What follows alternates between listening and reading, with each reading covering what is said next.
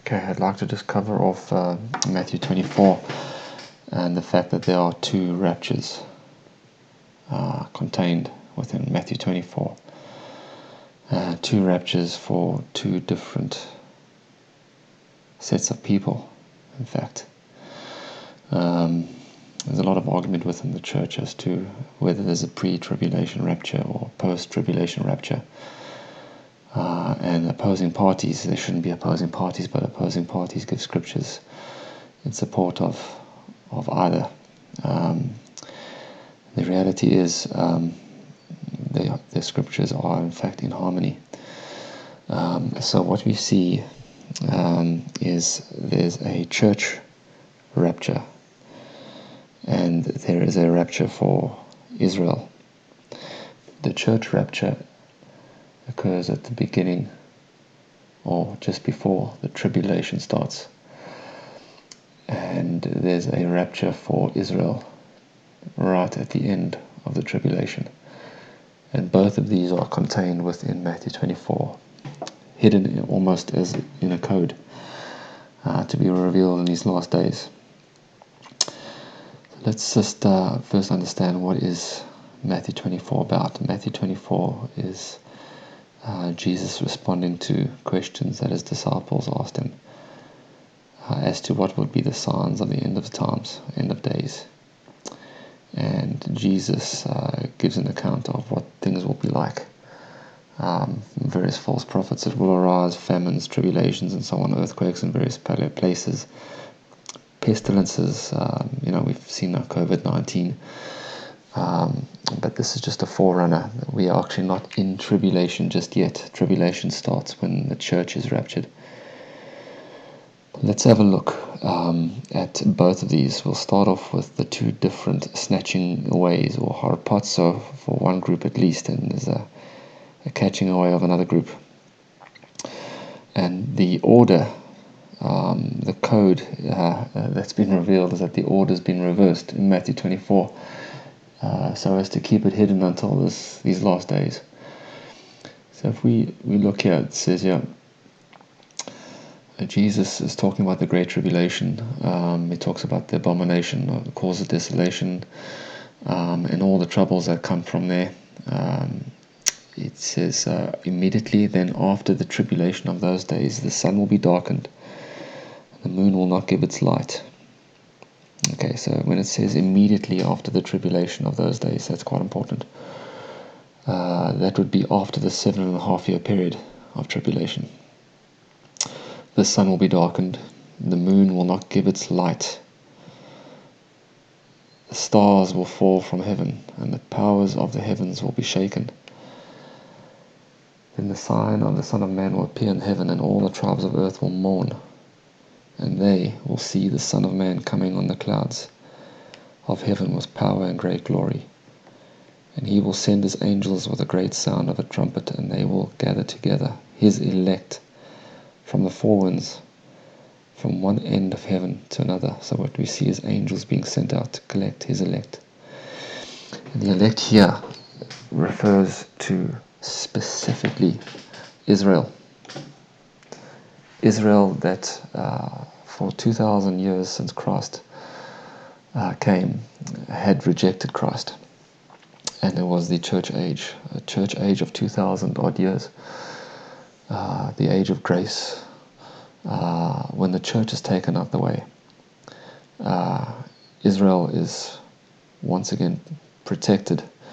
Antichrist comes to power, and the Antichrist will pursue any unfaithful church members who are left behind, who are not included as being part of the bride because they did not make themselves clean. So authority is given to the Antichrist, this abomination that causes desolation, to overcome those who are left behind, who will not take the mark of the beast, because now they know not to take it. It's a really troublesome time. But Israel's eyes will be opened. I believe the temple will be built, and the Antichrist, this abomination that causes desolation, will sit in the temple as God, proclaiming himself to be God. And at that point, Israel's eyes will be opened. that Jesus was always the Messiah, not this prince that has come, this imposter. So what we find is a literal hell on earth during the tribulation. So when we see that the tribulation, immediately after the tribulation, here in verse 29, immediately after the tribulation of those days, it's talking towards the end of tribulation itself, end of the 7-year Daniel's week. And we see a snatching away of Israel. For the church at this particular point has already been snatched away. And the remaining Gentiles who choose to now follow God during the tribulation will be martyred. And they will be overcome by the Antichrist, as it is written in Revelation chapter 14. So we continue. It says, "Now learn this parable from the fig tree. When its branch has already become tender and put forth leaves, you know that the summer is near." And this parable of the fig tree is representative of Israel. And Israel once again came back to its own land in 1948 from being scattered since 70 AD. They dispersed. They had some serious tribulations during the Second World War, persecution by Hitler and so on. But there's always been a persecution of the Jewish people. But in 1948, they re-established the State of Israel, proclaimed it, and we've been having for the last 80 years people from all over the world, Jews from all over the world, coming back to her home country, homeland. Now, it says, "Learn this parable from the fig tree, which is Israel's rebirth in its own land. When its branches already become tender and put forth leaves, you know that summer is near. So you also, when you see all these things, know that it is near at the doors." So it's putting the end times. Remember, Jesus is still speaking to the disciples 2,000 odd years ago. But he says, when this generation comes about, when we see the fig tree sprouting once again. So you also, when you see all these things, know that it is near at the doors. Assuredly I say to you, this generation will by no means pass away until all these things take place. Heaven and earth will pass away, but my words will by no means pass away. So this generation, how long is a generation? Psalm 90 verse 10 defines a generation as 70 years, and if by strength, 80. And since 1948, 70 years since 1948 is 2018. And if by strength another 10 is added, 2028. But if the tribulation is a very defined period of 7 years, it's the last week of Daniel's 70th week. A week as defined there is a 7-year period. So 2028 less 7 years is 2021. 2021 is an outlying date for the rapture of the church. But we must also not forget that the Jewish calendar is a different calendar to the normal Gregorian calendar from January to December. It's a mid-year calendar for Israel. And we're about to go into this 73rd year or 74th year. So the chances of it happening in 2019 is very strong. 2020 is very strong, because we could already be transitioning into that final 7-year period, which would end in 2028, but potentially start in 2020, start of the year. So let's see. It says here, heaven and earth will pass away, but my words will by no means pass away. I'm going back a verse here. Surely I say to you, this generation will by no means pass away till all these things take place. So all these things is the return of Christ, either in 2027 or 2028. That's the outline date for the Christ's second coming, his return to set up his millennial kingdom on earth. And it says this generation will by no means pass away till all these things take place. So I believe we're on the cusp here. Then we've got this other section that says now it goes back to the start. And it says, but of that day and hour no one knows, not even the angels of heaven, but my Father only.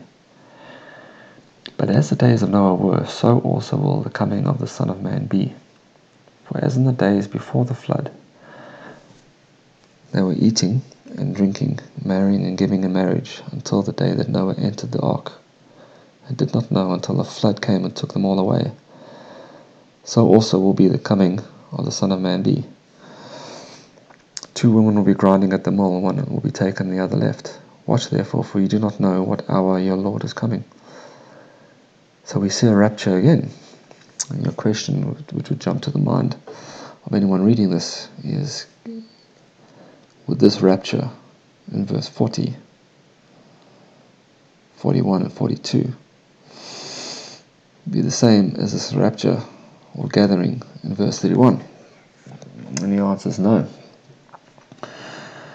The reason being is that this rapture occurs after the tribulation of those days, after the tribulation when trouble hits, and it's a tribulation of 7 years. Then there's the gathering. This one is before the 7 years start, because it says, as in the days of Noah, so will the coming of the Son of Man be. And this refers to the coming of the Son of Man to receive his bride, his church. For as in the days before the flood, it's so important, before the flood, before the tribulation. Here we see after the tribulation in verse 29. This is before the flood, before the trouble. They were eating and drinking, marrying and giving in marriage. And we saw that up until February 2020. This is exactly what was happening. People were eating and drinking, marrying and giving marriage. And now we found everyone locked up in houses. Until the day that Noah entered the ark. Even believers are currently locked up in houses with restricted movements.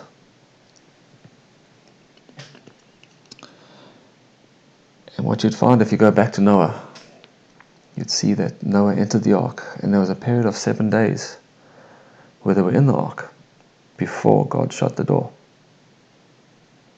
I encourage you to read that piece in Genesis where Noah was in the ark with all the animals for 7 days, and then God closed the door. And I believe that we're in the same situation today, where the church, the true bride, is currently in the ark, and God has yet to close the door. But there is a door that will be shut. Please also look at the Matthew 25, parable of the 10 virgins, 5 wise and 5 foolish. Matthew 25. And we find a very interesting situation here. God says concerning the snatching away of the wise virgins.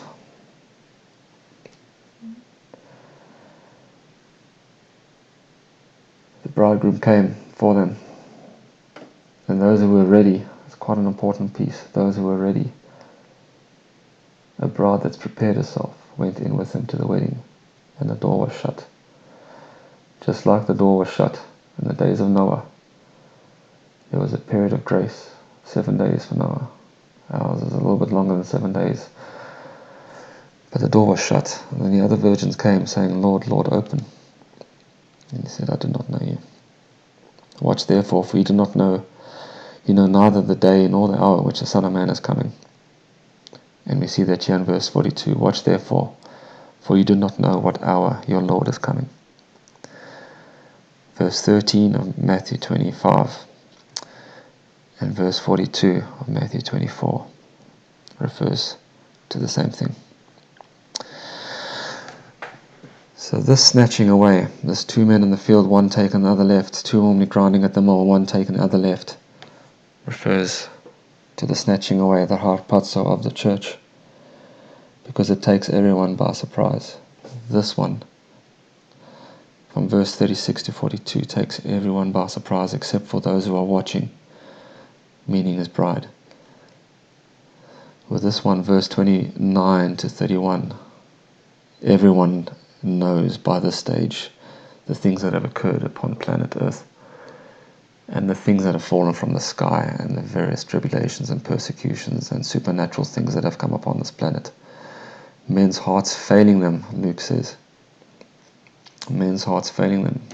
Let's go to Luke 21. Men's hearts failing them. Verse 26. Let's start at verse 25. There will be signs in the sun and the moon and in the stars, and on the earth distress of nations, with perplexity the seas and the waves roaring, men's hearts failing them from fear and expectation of those things which are coming on earth. For the powers of the heavens will be shaken. You see, this one, the fear that men have, is created by the snatching away that happens here. In Matthew 24, verse 36 to 42. Because once the church is taken away, these people will then realize the Bible is the truth. And their hearts will fail them. And because there's fear and expectation of those things which are coming on the earth. For the powers of the heavens will be shaken. This is the tribulation that they have to go through. By the time we get to Israel's rapture, we're talking about immediately after the tribulation of those days. The sun will be darkened, the moon will not give its light, the stars will fall from heaven. Look here. Signs in the sun and the moon, the stars. This refers to Israel, and this refers to the church. I hope that this was useful for you. This is my very first video. I apologize for any poor sound quality. I'm just doing this with my headphones. I think it's an important message. Please find in your heart to forgive me if I'm not put together the perfect quality of execution. But it's important that the message, I think, gets out, especially considering where we are. I will put out a few other videos, probably just as rough around the edges as this one, but with the key thing of revealing snippets of what is coming upon the earth and some wisdom and some knowledge for those who have ears maybe to hear. Thank you for listening up until this point.